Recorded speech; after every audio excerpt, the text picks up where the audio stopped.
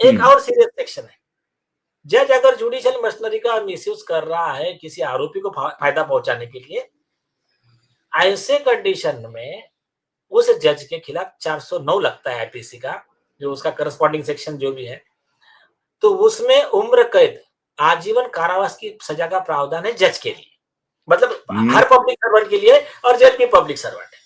अभी आपको एक जोक, नहीं एक आगे का जोक बताता हूं मैं आपको। होता क्या है, ये जजेस के खिलाफ में मामले बाहर क्यों नहीं आते, ये इंपॉर्टेंट चीज है, या फिर जो बेचारा आता है उसको तकलीफ कैसी दी जाती है। अभी हमारा जो हियरिंग है मंगलवार के दिन, जस्ट स्पेशल बेंच जो बैठा है,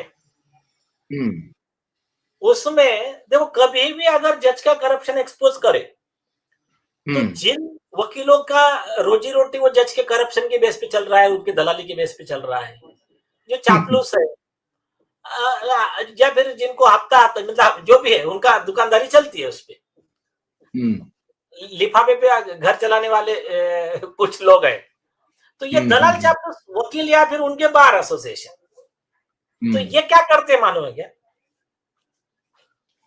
आके अर्जी लगा देते एकदम, कंटेम्प्ट करो, जज के करप्शन को इसने बाहर लाया। तो अभी मैं आपको आप हंसोगे, बॉम्बे बार एसोसिएशन ने राइटिंग में क्या दिया है पता है क्या, उसका मैं समरी बताता हूं आपको। उनका कहना क्या है बार एसोसिएशन का, अगर कोई जज करप्शन करे, अगर कोई जज फॉर्जरी ऑफ कोर्ट रिकॉर्ड करे, कोई भी क्रिमिनल ऑफेंस करे, किसी वकील का इंसल्ट कर दे, उस पर अन्याय कर दे, संविधान को न माने, सुप्रीम कोर्ट को न माने, कंटेम्प्ट करे, कोई भी कुछ भी गुनाह करे, उसके ऊपर कानूनी कार्रवाई नहीं कर सकते। जो ऐसी कार्रवाई करेगा उसके ऊपर कंटेम्प्ट लगाना चाहिए, ऐसा इन्होंने राइटिंग में दिया है। समझे क्या? तो ये उसके ऊपर केस लाएगी। ऐसे जो चापलूस वकील होते हैं, सुप्रीम कोर्ट ने क्या बोला, हाई कोर्ट ने क्या बोला कि जो ऐसा चापलूस वकील होता है बार, इट इज क्या greatest misfortune happen to the bench, ये सबसे बड़ा दुर्भाग्य है बोले न्यायपालिका के ऐसे साले चापलूस वकील लोग, जो मतलब न्याय व्यवस्था सुधरने नहीं देते, जज को सीखने नहीं देते, दलाली का चलता है, इसलिए उनको पैम्पर कर रहे हैं, उनको पैम्पर। तो ऐसे लोगों के ऊपर हमने क्या किया है, हमने उसके प्रोसिक्यूशन का अर्जी लगाया है बॉम्बे बार एसोसिएशन के, जिन्होंने एफिडेविट दिया है, वो नितिन ठक्कर और एक विशाल कानड़ है, वो फॉर्मर जज का बेटा है वो। और आगे का जो बोलता हूं, इनकी फोर्जरी देखिए, बॉम्बे बार एसोसिएशन एक रिजोल्यूशन मीटिंग बुलाता है कि रेवती मोहिते डेरे के खिलाफ में आरोप लगे हैं और हमको जज को सपोर्ट करना है, मीटिंग होती है। वो मीटिंग में सब लोग होते हैं और उसमें बाकी लोगों के अलावा एडवोकेट ईश्वरलाल अग्रवाल भी होते हैं। वो राइटिंग में अपना ऑब्जेक्शन देते हैं कि ये जज ने करप्शन किया है, इसके खिलाफ में यह आरोप है, उसमें हम लोग कैसा समर्थन करेंगे, हमारा तो ड्यूटी है कि ये जज को एक्सपोज करना, इसके खिलाफ कंप्लेंट करना, तो मैं आपके इस रिजोल्यूशन में आपका साथ नहीं दे सकता।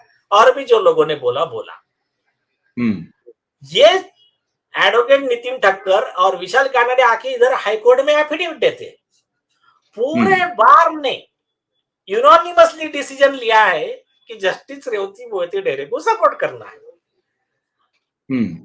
ये हो गया झूठा एफिडेविट।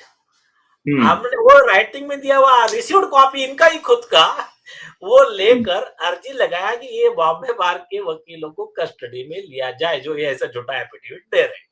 उसका भी सुनवाई अभी मंगलवार को है।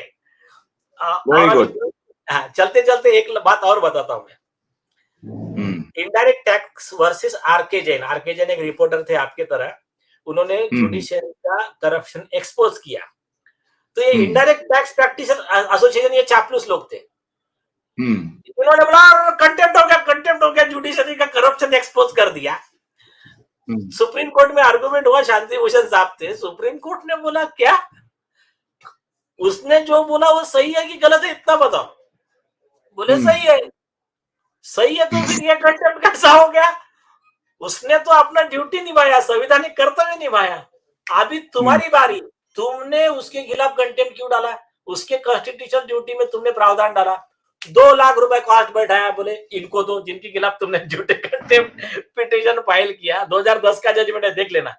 तो ये क्या है, भले ही कम लोग है जुडिशरी के खिलाफ लड़ने वाले, लेकिन अभी बढ़ता जा रहा है लोगों में।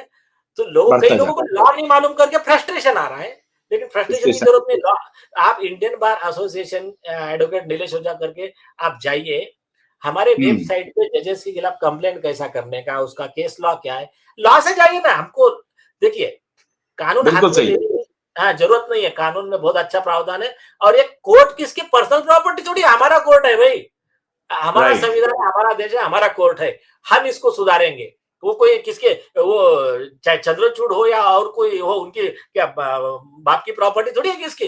ये देश का कोर्ट है, या हर नागरिक का कोर्ट है, हमारा इक्वल है। और ये क्या लेफ्ट इकोसिस्टम के बाप की बपोती नहीं है। ये इनको इनके ही भाषा में जवाब दिया जाएगा, डोंट वरी। जय हिंद। तो ऐसे साथ और हमारे दर्शकों के लिए एक बहुत बड़ी खबर ये है कि जो हम लोगों की लड़ाई है, आप देख रहे हैं, पुलिस, पॉलिटिकल पार्टीज के जो गुंडे पॉलिटिशियंस हैं, जो ड्रग कार्टेल है, और जुडिशियल डिसऑनेस्टी के खिलाफ बहुत लंबी लड़ाई है। इसलिए पूरे धैर्य के साथ इस लड़ाई को लड़ना है, कानून के दायरे में रह करके लड़ना है। अभी तो लड़ाई शुरू हुई है justice Revati Mohite Dere, justice Devendra Upadhyay, justice Chandrachud के खिलाफ। जो कोई भी जज इस तरह के व्यवहार में आएंगे, हम लोग लड़ाई लड़ेंगे, पूरी शिद्दत से लड़ेंगे। और उनको ये तय करना है, उनको ये साबित करना है, जो हम लोग सवाल उठा रहे हैं, क्या वो सवाल अनर्गल हैं, गलत हैं? अगर गलत हैं तो वो साबित करें। उनको उनकी प्रोपराइटी, उनकी जिम्मेदारी तय करनी पड़ेगी, उन्हें पाक साफ दिखना पड़ेगा। 1.5 साल तक अगर आप दिशा सुशांत के केस को नहीं सुनते हैं तो कैसे बताएंगे, किस मुंह से बताएंगे, किस मुंह से बताएंगे? तो अभी बहुत सारे फैक्ट्स हैं जो नीलेश जी जमा कर रहे हैं और उसकी हियरिंग शुरू हो रही है। बहुत बहुत शुक्रिया नीलेश ओझा जी। तो हम देखेंगे, हम देखेंगे। बहुत बहुत शुक्रिया, आप हमारे साथ लंबे वक्त तक जुड़े रहे, और हम आपसे उम्मीद करते हैं कि हमारे इस वीडियो को शेयर करें, अधिक से अधिक लोगों तक पहुंचाएं। जल्द ही हम अपने स्टूडियो से आपके सामने मुखातिब होने वाले हैं। थोड़े दिन का और इंतजार कीजिए। बहुत बहुत शुक्रिया। नमस्कार।